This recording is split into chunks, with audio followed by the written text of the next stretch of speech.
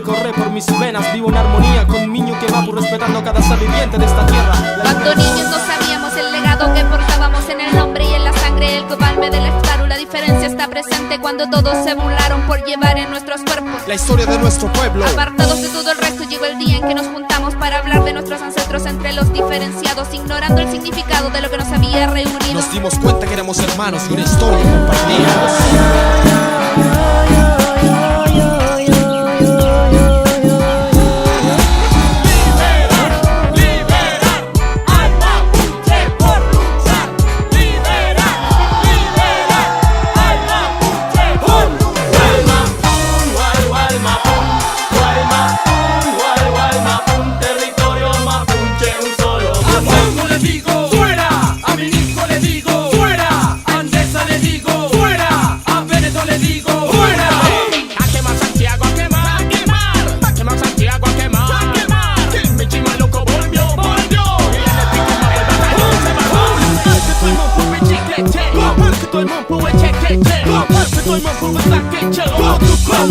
¿Usted quiere saber por qué es la lucha de nuestro pueblo mapuche?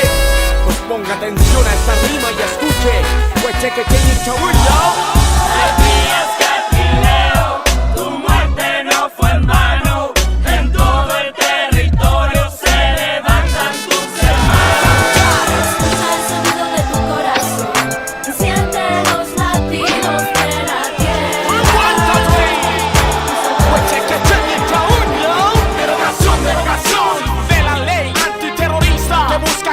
Nuestra nación.